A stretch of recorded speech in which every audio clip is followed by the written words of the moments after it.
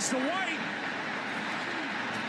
He's in! Patriots win the Super Bowl! Welcome to Patriots Touchback Podcast. Good evening, everybody. Welcome on back to another edition of the Patriots Touchback Podcast. It is Season 3, Episode 26. We are here for the Week 7 preview. And it's against a team that is completely floundering on its backside right now in the Tennessee Titans. New England go into this game on a 2-game away winning streak and sit at 4-2 and top tied in the AFC EAST. Unfortunately, we don't have a guest on for us today to represent Tennessee, so no issues. We have still got Kieran, my main co-host, on with us tonight. How are we doing, mate? How's your week been? Yeah, not too bad. Obviously, back for another preview tonight. Sad that there's no guest, but it's not for the want of trying. Let's just say that, we did try a couple of UK-based Tennessee podcasts and fan groups, but unfortunately, no one was available for tonight. Must all be in hiding. Maybe they're in hiding because they're expecting a hiding. But there we go. So just myself and Kyle, and we'll do our best to cast our views over this one. Yeah, we will do. It's going to be a good show tonight. We'll also have a catch up on the Blazing Six from last week as well, which I was completely brilliant at. And this guy here was just, effing useless. But so we'll get into that. And a little bit of a breakdown on this Tennessee game. We'll also go through the injury report as well, because there's a lot of names on the injury report that have come through for Tennessee and as well for the Patriots as well. We'll have a breakdown on Mike McCoy as well, who is the interim head coach for the Tennessee Titans. So a bit more of a breakdown on that. But for now, let's crack up with the show. Make sure you smash the like button, spike the subscribe button, tell all your friends, follow us on social media platforms, and make sure you follow the podcast on Spotify and Apple as well. Where do you want to kick this off? Because we're playing the Tennessee Titans. They are sitting 1-5. Their only victory came from the flukiest of victories, which looked like something out of an episode of Impractical Jokers. They're not in a good place defensively. They are quite poor. Offensively, they also look quite poor. This was a team that we expected to have some teething pains this season, rookie quarterback, and so on. But it looks like it hasn't. It's gone south very, very badly for Tennessee. Yeah, it has. And, they've not really improved in any way since last season.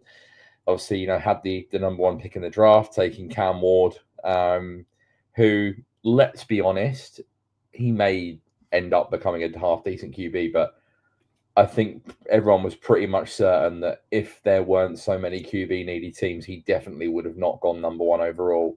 In terms of the overall talent at the quarterback position in the draft, it was not a great year for quarterbacks. So I think you've got that factor that you've dropped, maybe in terms of talent, an average to late first round talent, maybe even second round talent, into a situation similar to what Drake May was in last year, where, his line is struggling to protect. The running game isn't really getting going. They haven't got an awful lot of the receiver position outside of one or two guys. The defense is not being able to get off the field. They're still giving up points. So they are struggling. But it just goes back to what I continually say on our podcast, is that bad franchises make bad decisions. And Tennessee have been in a nosedive since they made the stupid decision to fire Mike Vrabel and instead of their general manager at the time. And look where they are 2 years later. They have fired Vrabel's replacement, and 2 general managers have been in place since then. It's bleak. Just on the tail of the tape of this, of the Patriots, basically, they go into this game with Tennessee on a 2-road win streak, which has not happened in a long while. New England could create history by doing it a third time, and the way it's leveled up as. It looks like that could be the case here. The Patriots will be on the road for the first straight week where they travel to Tennessee to face the Titans. The Patriots have won 3 consecutive games played on the road 2 other times in team history. In 1961, the Patriots finished the year with a 3-0 record in 3 straight road games. And then the team won 3 straight road games in the 1985 postseason en route to their first ever Super Bowl. Since then, New England haven't won 3 road games in a row since that time. So it's a very, very long time. A little bit about the series history. The Patriots and Titans, or formerly known as the Houston Oilers, the Patriots lost in overtime 2017 on November the 3rd, 2024. That miraculous play that Drake May had, which I don't really know if that was his athleticism, his skill, or that was just a fluky get the ball up in the air and hopefully someone brings it down. And luckily it landed in the palms of Ramondre Stevenson, who didn't drop it. The Patriots dropped the last 2 games to the Titans in Nashville, with last year's loss and a 34-10 loss in 2018. That was a bad defeat. That was. I recall that. That was a horrible defeat. I have a very specific memory of that game. I was actually in LA during that game, and I was in a sports bar that had a funny name. It was called something like Dick Wings or something like that. I can't really remember. It was an odd name. Anyway, we're watching that game, and of course, obviously, LA are 3 hours behind.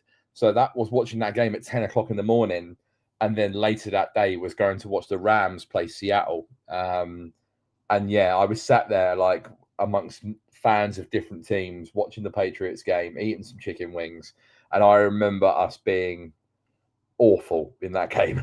We got dog walked in that game. Yeah. That was poor. Brady was poor. Defense was poor. The line, everything was bad in that game. We didn't prepare for that game at all.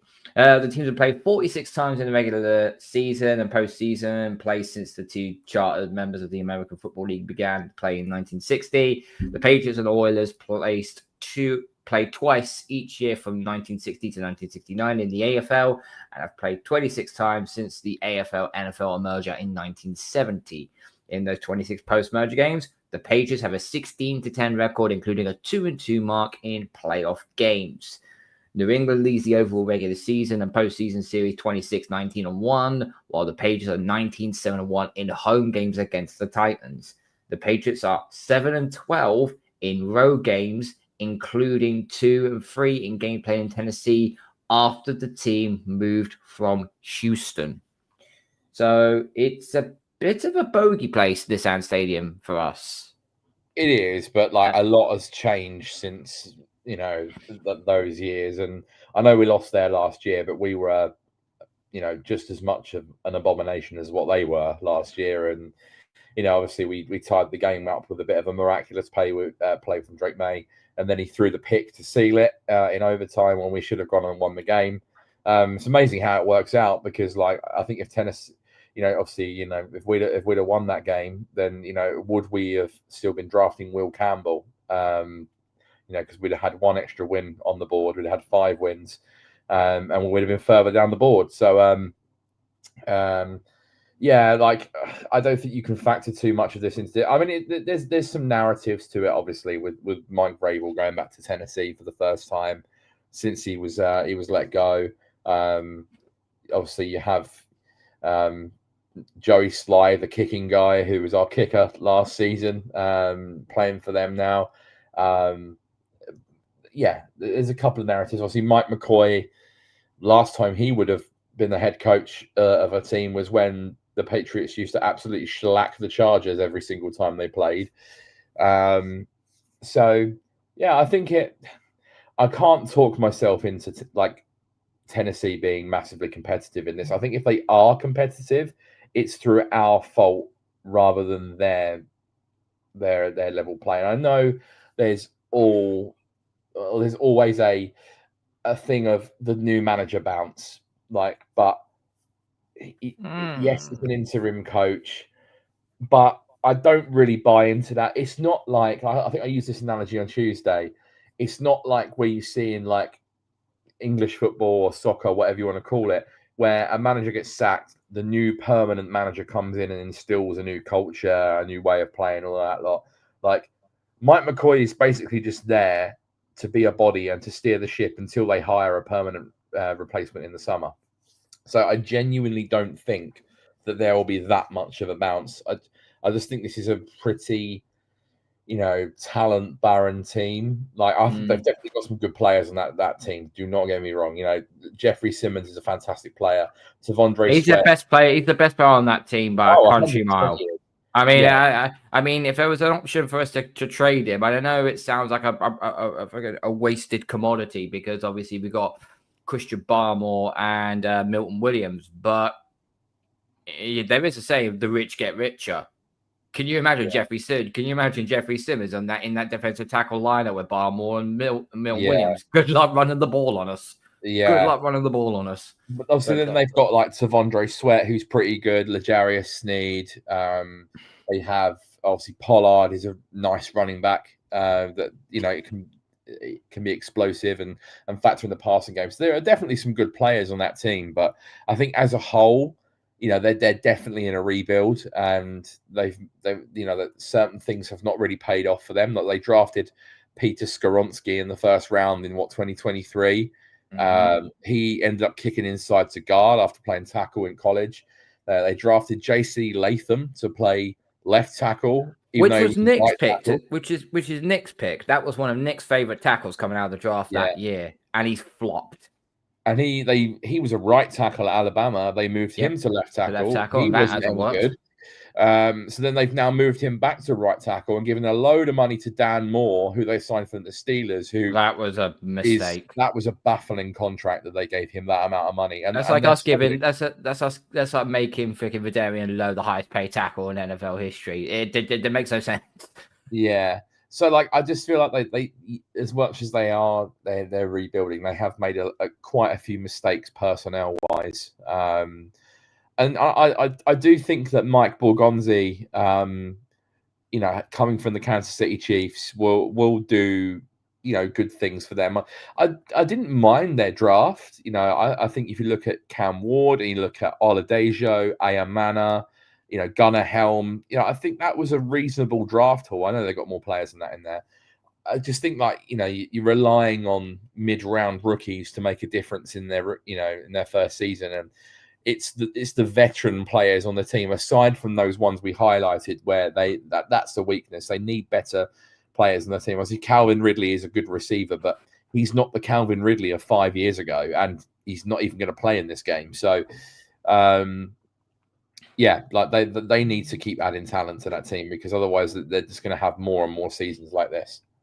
They are going to have more seasons like this. Former Titans players that used to now play on the Patriots. So see. Every name on here is so recognizable. Linebacker Robert Spillane, Harold Landry, Josh Dobbs, Austin Hooper, Jack Gibbons, the linebacker, Andrew Rupchich, who was a guard between 2022 and 2025, a defensive tackle, Isaiah Iton in 2024. So a lot of different players there that we have had, a lot of different players that the Titans have had off us. Wide receiver Mason Kinsey. I don't remember him. Center and guard Corey Levin, probably a practice squad player. Linebacker Curtis Jacobs, and obviously as you mentioned, kicker Joey Sly. And also we had quarterbacks coach Bo Hardegree as well. He ended up going to the Titans as well. And it is basically the return to Music City when it comes to Mike Vrabel.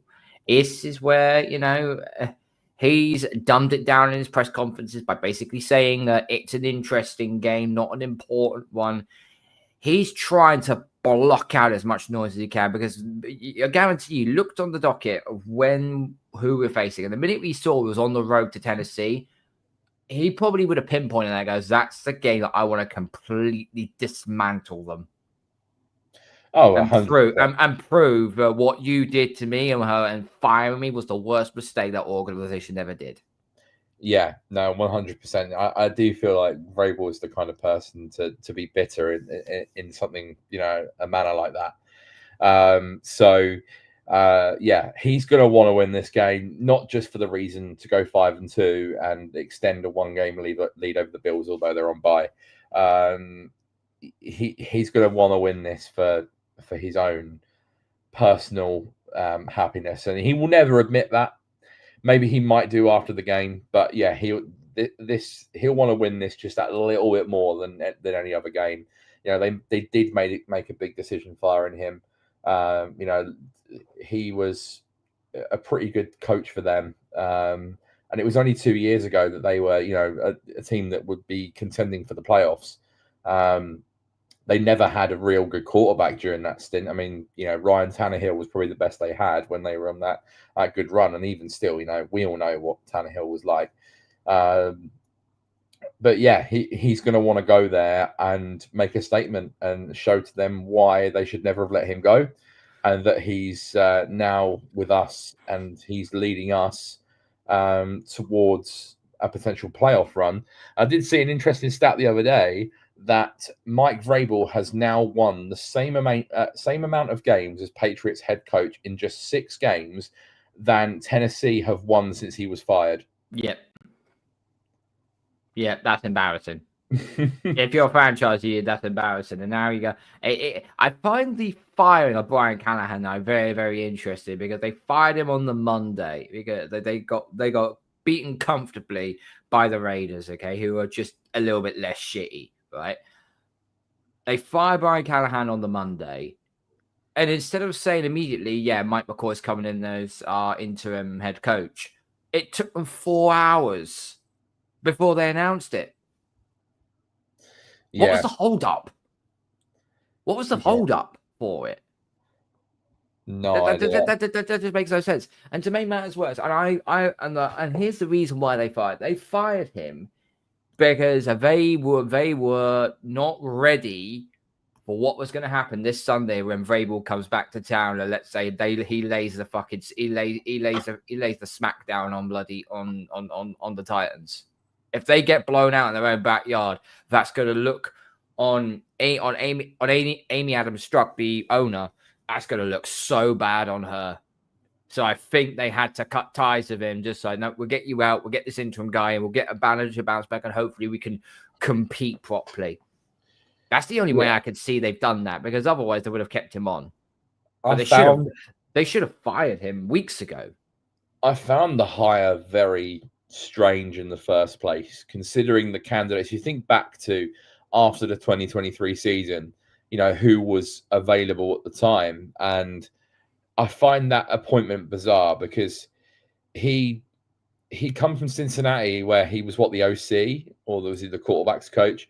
But I'm not being funny, but that Cincinnati offense could make anyone look good when they're rolling. They've got Joe Burrow, they've got Jamar Chase, they've got T. Higgins. But he wasn't calling plays. Chase Brown. He didn't call a single play as OC. That was all Zach Taylor.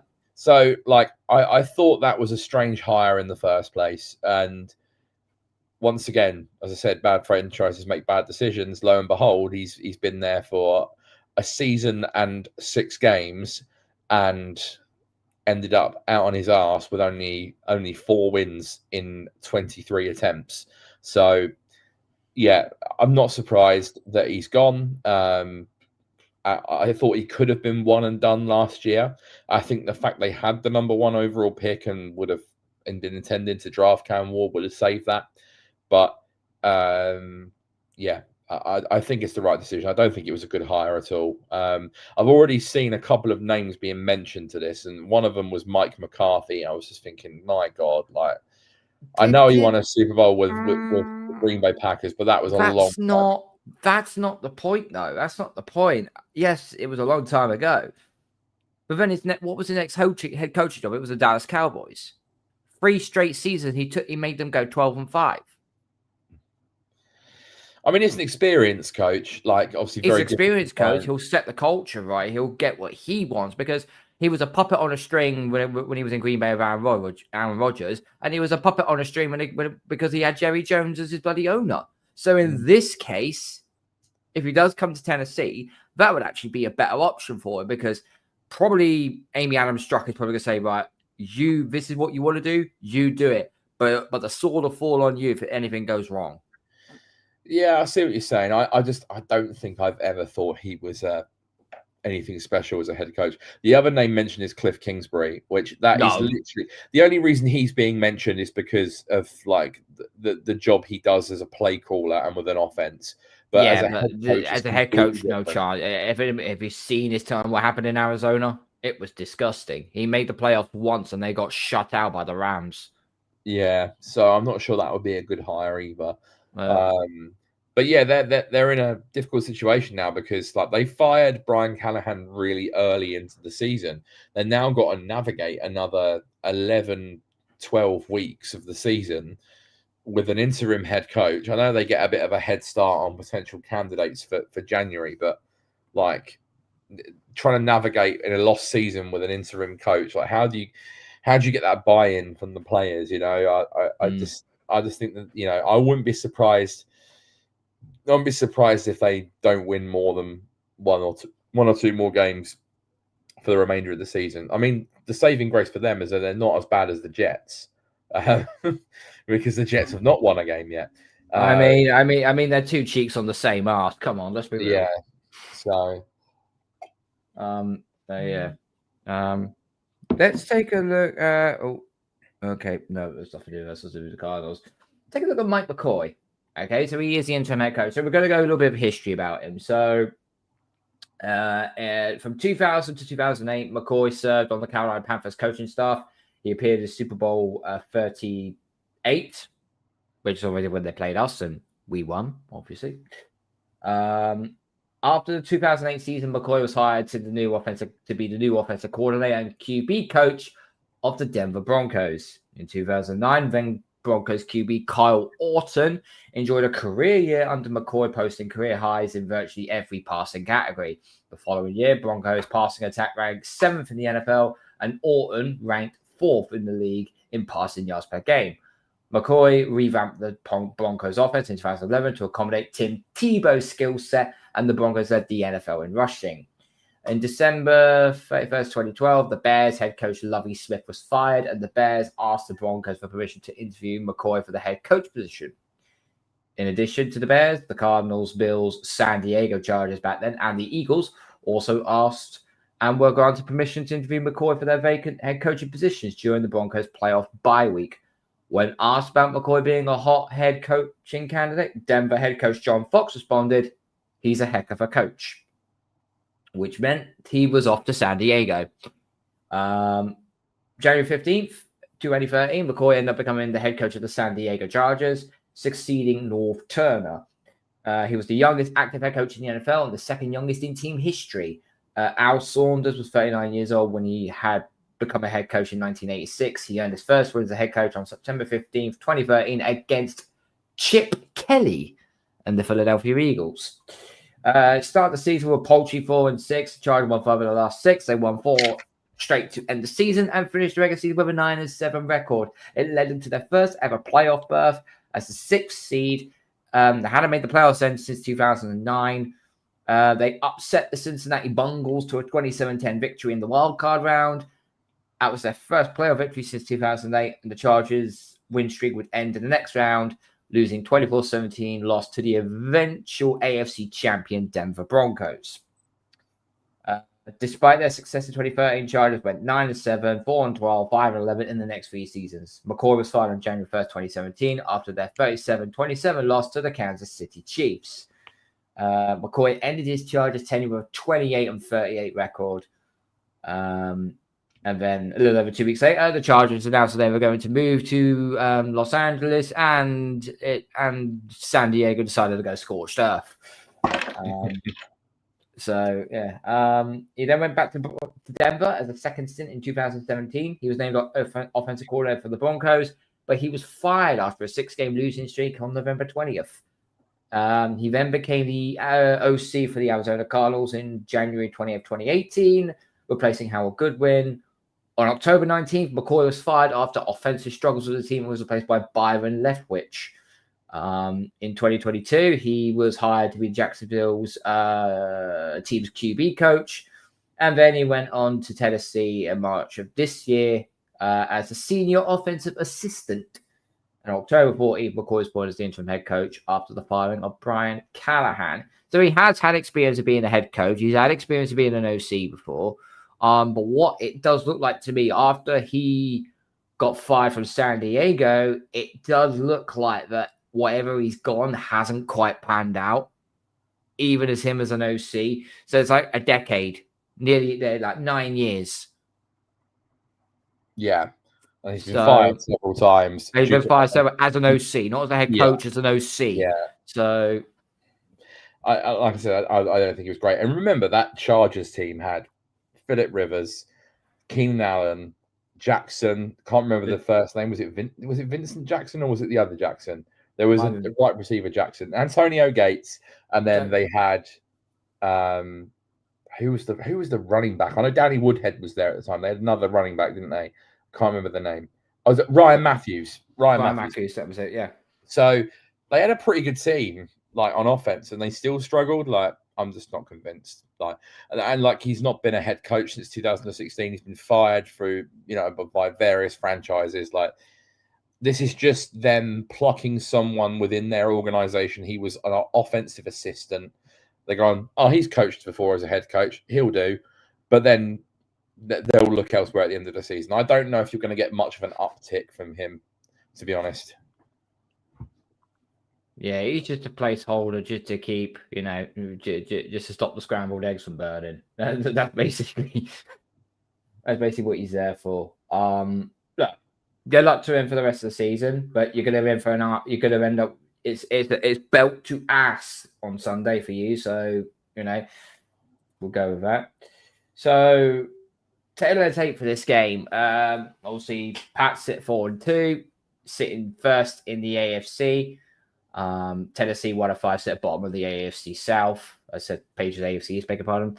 Over 2,000 yards gained by the Patriots, 1,394 for Tennessee. Total offense ranked 336.0. So it's we're ranked 16th. So our offense is average, basically, is what they're saying. Tennessee's offense is, dead last. 32nd. 32nd in the NFL, dead last. Rushing offense, we're ranked 26th, so pretty poor. Tennessee's rushing offense is ranked 31st, which is just the worst. Passing offense, we're ranked at 6th. They're ranked 31st. Points per game, we're averaging 25 a game. They're only averaging 13.8. So our defense should be able to clamp down well on that one. Total yards allowed, quite close to us. 1,935 yards to their 2,060. Total defense is ranked. We're ranked 16th. They're ranked 22nd. Our rushing defense is ranked 4th in the NFL. Their rushing defense is ranked 25th. If Ramondre Stevenson and Travion Henderson can't get the ball past this O-line, I'm gonna lose my head. Mm-hmm. So it needs to be happened. Pass defense, we're ranked 25th, so not the best. But Tennessee's are actually ranked 13th. Yeah, but their secondary is really. They've got some good guys on the secondary. You got to remember though that in terms of like the yards given up and the amount of pass yards and like you said, like passing defense, that's because the safeties and linebackers are getting knobbed over the middle of the field. Like Gonzalez and Carlton Davis aren't giving up a lot on the outside. So yeah, I mean, look, they've got L'Jarius Sneed. L'Jarius Sneed's a pretty decent corner. I think like Roger McCreary might play in the slot. I know they traded Jarvis Brownlee. He was like one of their best defensive backs. He's gone to the Jets and he got like a 90 grade this past week, despite the fact that the Jets stunk the whole of London out. So like, yeah, I'm not worried per se about that secondary or their defense, but yeah, like they're defensively they're playing better than their offense. That's for sure. Points allowed, ranked 26.8. We are giving up bang on 20 points a game, which is tied 7th in the NFL. A bit more better on the possession. Sacks allowed, we've had 18 sacks allowed on 55 yards lost. They've had 25 sacks and 198 yards lost. I don't know how much, unless they got shoved back into their own line. I've got absolutely no idea. We've made 13 sacks compared to their 9. We've scored 18 touchdowns. They've scored only a third of what we have. They're not as penalized as us by about 4. And field goals attempt, we have 9 attempts. 8 have gone through. Well done to Bob regardless. We're getting consistent along last. And the Titans, they've had 17 attempts and 13 field goals, so they've missed 4. And turnover differential, we haven't had any turnovers in the last couple of games, which is which is good to see. We've got 0 turnover differential, so we're tied 13th. The Titans have -1. Just think what that would be if we didn't have the Steelers game. We'd be top 10. We'd be top 10 in turnovers. It's infuriating. Absolutely bloody infuriating. Right, okay. Let's go over to the right. Let's go to the injury reports and see what we have got to work with on this one. So, right, let me bring this up on screen. So we're gonna have to say as we see it. Okay, so there we go. Right, so as you see, the New England Patriots, no players are listed out, no players are listed doubtful, but there are 5 players that are questionable. Stephon Diggs with the chest, but he was at full practice today, so that was a good sign. Safety Jalen Hawkins, hamstring, limited practice. We kind of need him for that one. Linebacker Harold Landry, FP full practice. I think Harold Landry will play because he's also the former Titan. He wants this. I would fancy him for a sack this weekend. I always do a little, I do my little bets every week on the games, and I always do a little sack bet just for a quid or so, just to build a few 4 or 5 players. Landry will be going in that bet this weekend because we talked about Vrabel returning to Tennessee. We've got various players that are, Harold Landry is one of them. He's a big disruptor for us on, as a pass rusher, and they've given up a lot of sacks. I think Landry might end up sacking Cam Ward in this game. And also, but quarterback Charles Woods, with a knee injury, he also did not practice as well. So if I had to take a wild guess here, Charles Woods is probably not going to play in this game. I think Diggs will. Do you know what I want to do in that first half? Just blow them out. 35-0. 35-0. And then play a little bit of the third quarter, then take them all off, get the backups in, put fucking Efton Chisholm in the wide receiver slot, and let's see what he can do against a proper NFL defense. I say proper, but you get what I mean. Yeah, I mean, we'd all like that. I'm not sure if we will. We will do that, 35 points in the first half. But I'd like us to try and stamp our foot down and try and get a build up a lead, because I don't think, similar to what we were saying on our show last season, where we were not built to come from behind, and I don't think they are either. So I feel like if we can get up by a couple of scores and start last week on offense like we did against the Saints, where we scored very quickly, back-to-back touchdowns, I feel like this, they will struggle with that, and we'll get a nice little lead built up. They do give up the deep ball, just like the Titans are like the Saints. They do give up the deep ball. So might be another air show for Drake May on that one. No game status given. Defensive tackle Christian Barmore, not injury related. Christian Gonzalez, hamstring, full practice, not issue. Linebacker Anthony Jennings is back, good. Marty Mapu with the neck injury, he's back. Morgan Moser with the hip, I think it was just conditioned. Keon White returns as well. So that's that one. And then Tennessee, oh good lord. Offensive lineman Blake Hance, shoulder. Offensive linebacker Arden, that's a big loss. Anybody who used to know, anybody who is a 49ers, obviously we're always a Patriots fan, but if there's 49ers fans in here, you know all about Arden Key. The guy's good. He is someone we've talked about potential trade targets. Now everyone's going to say Jeffrey Simmons, everyone's going to say Trey Hendrickson. I would potentially test the water for someone like Arden Key, who is an experienced edge rusher in the NFL that can get production. He's not an elite pass rusher, but he can be a contributor. I think you could probably get Arden Key from the Titans for a late pick swap potentially. Fifth round pick, maybe. You know, We got 2 seventh fifth. round pick, 6th round pick, because We got he's an 2 older sixth. player. Yeah, there you go. Offer them a 6th for him. He'd be ideal to slot in. I know he's obviously injured at the moment, but like he'd be an ideal potential, additional pass rusher for us. But it's not just him. You look at there in terms of obviously he's ruled out of this game, but Draymond Jones did not practice either, so he might be out. They're struggling with pass rush. Which is why I think Will Campbell's going to have a clean day. Yeah. And also nickel tackle as well. Devondre Sweat. Limited practice. If he plays, that's going to make running the ball a little bit challenging, because him and Simmons on the interior will be a big challenge for our interior O-line. And if we're just going to keep running up the gut every time, then they're just going to, the Henderson and Stevenson are not going to get much out of that. So maybe this is the week. We've been saying it on the podcast, Carl. Run to the outside, stretch plays, get Henderson matched up against linebackers where he can outrun them. Like, use him in the screen game. Like, let's get Travion Henderson going in this game.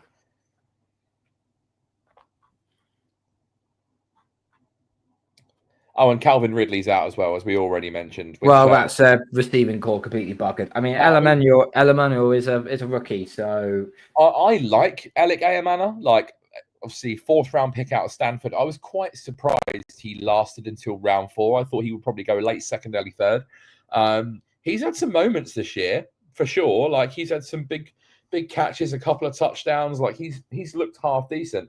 But now you're relying on a 4th round rookie to be your number 1 receiver. And behind him, I mean, Van Jefferson was their leading receiver last week. He's never been more than like a wide receiver 4, 3. They've got Tyler Lockett, who's, quite long in the tooth now. So it's not a receiving core that's really going to worry you. Okay, they've got the big tight end, Okonkwo, and Helm's been factoring a little bit more now. I really like Gunnar Helm actually when he came out of Texas, the tight end. But yeah, like they don't have anything in the passing game in this game that's going to worry you. Yeah, so that's all our injury reports we got there. I mean, I'm not too concerned by it. Not too concerned by it. Oh, I think we're not going to say that this is by no means a trap game. The trap game was last week against the Saints. This is a game which, on paper, New England should be winning this very, very comfortably. It's not played on paper, but you just look at the tail of the tape and everything falls in our favor. This is the sort of game everything falls in your favor, and then when it reaches game time, it doesn't. Yeah, I think this will be one of the bankers of the week. Like, I'm pretty convinced that we'll win this game comfortably. Believe, like, on the NFL predictions, it was a clean sweep for the Patriots this week, including Adam Rank, who was the only person to predict the Falcons 59-0. The infamous Blizzard game. I'm not quite sure we're going to get to 59-0, but I certainly think we'll win this game comfortably. Go 5-2. Yeah, I swear Adam Rank is just high when he goes live, when he thinks of these scores. I just really do. But yeah, that's what we got to work with, and I think it should be a straightforward game. What are your predictions? What's your prediction for this game? What we go with the scoreline? Okay, so as I said, I'll be quite comfortable. New England have moved from -6.5 to -7 on the spread. I think we will definitely cover the spread. I think we'll win the game. I think Harold Landry will have a sack. I think Booty will get in the end zone again. I'm hoping for a Travion Henderson big game. And my score prediction, I've been toying with this. I don't think we're going to give up a touchdown in this game. Ooh, that's a bold move. I have the Patriots winning 28-9. I'm going to give them 3 field goals. 28-9? Okay. Yeah. Potentially, that could be a touchdown with a missed extra point and a field goal. But I'm 28-9. I think 4 touchdowns for us is realistic. And yeah, I just don't think they've got anything, like you said, the best parts of their offense in this game, like Tony Pollard playing against one of the best run defending teams in the league. They haven't got much of the receiver position. Yeah, I just don't see us conceding that many points in this game. Yeah, 28-9. Well, I've got the Tennessee Titans getting 13 points. I think they will get a touchdown in garbage time. I think they will. But I've got my score of 36-13.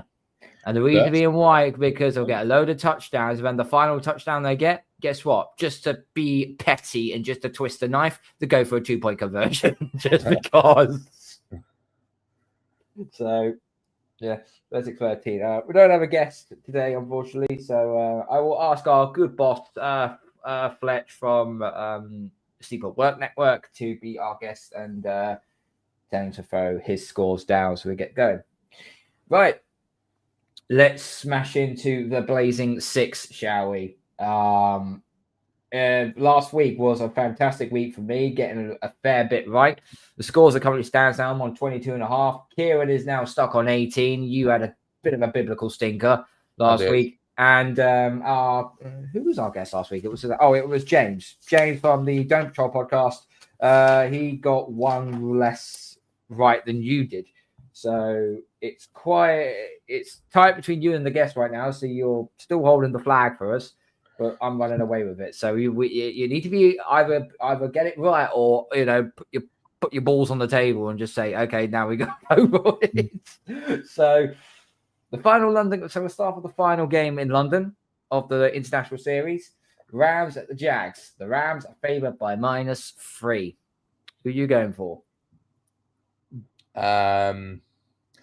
It's interesting because Puka Nakua is not playing. Mm-hmm. God, I feel like Lawrence might struggle against this Rams defense.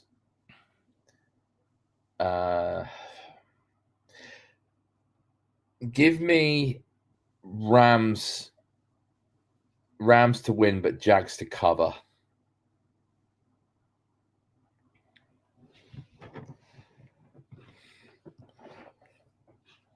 Okay, Rams to win, Jags to cover. When the Jags play in London, they actually play really good, as we witnessed last year. So I'm going to go with the Jags. I think they'll win it. I'm going Jags. Yeah, I'm going Jags. Have a home crowd in Jacksonville. That's why. It's a home crowd in Jacksonville. Okay. We'll start off with a shit game. Dolphins at the Browns. The Browns are favored by -2.5. Wind gusts of 35 miles an hour. Rain chance 65%. Definitely not Miami weather in this. I'm going to throw this out there right now, and I think the Browns will win, and I think they're going to take the points as well on this one. Yeah, I completely agree. I feel like the Browns defense is going to be absolutely all over Tua this entire game, similar to the Colts game. I feel like this will be quite low scoring, but yeah, Browns defense will keep them in this, and I feel like this could be an almighty nuclear game for Quinshon Judkins. The Miami Dolphins have given up the most rushing yards in the NFL. They are getting gashed on the ground every week. And now you're playing against Judkins, who's looked like a real, star running back. So, I'm taking Browns at the points and get Quinshon Judkins in your fantasy team this weekend. Well, no, because I think in my league, someone picked him up in the draft and then stashed him on IR, which is very smart. Very, very smart. If you play daily fantasy, I think he's an absolutely home run play. Oh, yeah, absolutely. Absolutely. I've got this low scoring now. I've got this something like 14-10. So, as I said, the Browns take the points. So I got 14-10 Browns on my one for that game. Right. Eagles at Vikings. Eagles are favored by -1.5. I mean, I don't know if the Eagles are going to get out of this funk or what. This is a game I can't call. Yeah, I mean, I'm pretty certain where I'm going with this one. I'm taking Eagles to win at the points. They have been pretty bad on offense the last couple of weeks, and they're playing against a really good defense on the road. But I just don't trust Carson Wentz against this Eagles defense. Carson Wentz has just not looked good. Where is the Carson Wentz from 2017 where he actually looked like a half decent quarterback? Like he got injured. He got injured, and then he had a dignity ripped from him by Nick Foles. Yeah, so yeah, I can't take Minnesota to win this game with Carson Wentz playing. I'm not saying that JJ McCarthy is the difference, but I just feel like Wentz is just not going to win this. Just going to struggle against this defense. I don't think he will either. I've got the same as you. I've got the Eagles. I've got the points on this one. It is at the Vikings. And the reason, if this was back at the Link, I'd be a little more different because if they start playing that bad again, that home crowd will get right on top of them. We'll get right on top of them. But because they're away from home, they're around the purple people. I think they can deal with it. So I'm gonna have Eagles take the points on this one. Commanders at the Cowboys. The Cowboys are favored by -1. I've got a suspicious feeling that this game is going to end up like the Cowboys Packers game on Sunday Night Football a while back. Just doing, touchdown. It's just going to be bonkers. CeeDee Lamb might be returning as well. CeeDee Lamb is potentially returning. Trayvon Diggs is out, and so is Terry McLaurin. Yeah. Give me Dallas at the points. Dallas and the points. I think we're going for the same things here, which is a bit boring, but is what it is. So yeah, I've got Dallas. Pickens is having a great season. Javonte Williams is having a great season. They're getting CeeDee Lamb back. I feel like the defense is ass cheeks. It's still bad. It's still bad. I think you're right. It could be quite a high scoring game, especially if Jaden Daniels, is on a heater. I still fancy Dallas. Okay. Colts at Chargers. Chargers are favored by -1.5. Give me Indy. You get Indy and the points? Yeah, Indy and the points. Okay. And I tell you why. Justin Herbert does not have an offensive line at the moment. Joe Alt is back. No, he's not. He's listed as doubtful for this weekend. Oh, it's just doubtful. Oh, yes. Oh, wow. So I feel like because Indy's defense is pretty damn good. Mm-hmm. Chargers also don't have Amari and Hampton. I don't know if but that Kenai Vidal backup who came in last week actually did a bloody good job last week. Yeah, he did. But I just think the Colts defense is pretty good, and I just don't know. I feel like the Chargers nearly shat it last week against Miami, and they don't exactly have a home field advantage. So yeah, I'll take India. No shit, Sherlock. Of course they don't. I can understand where you go for with Indy, but they've lost already in that stadium once against a better team, though. It is against a better team.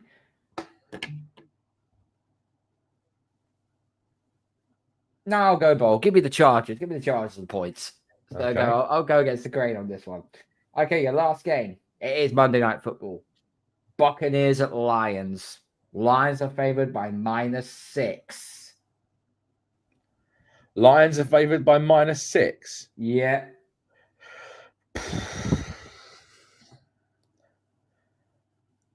I think the caveat here is that the Bucs have got so many injuries and they're on the road. And although the Lions lost last week to Kansas City, they're still capable of putting big points on. I would not be shocked if the Lions do win at the points here. I am going to go the Lions to win, but I think Tampa covers because they have got an MVP quarterback who I believe should be the MVP favorite right now in Baker Mayfield. And like we said on Tuesday, he was thrown to Bill and Ben, the flower pot men, but still making them look good.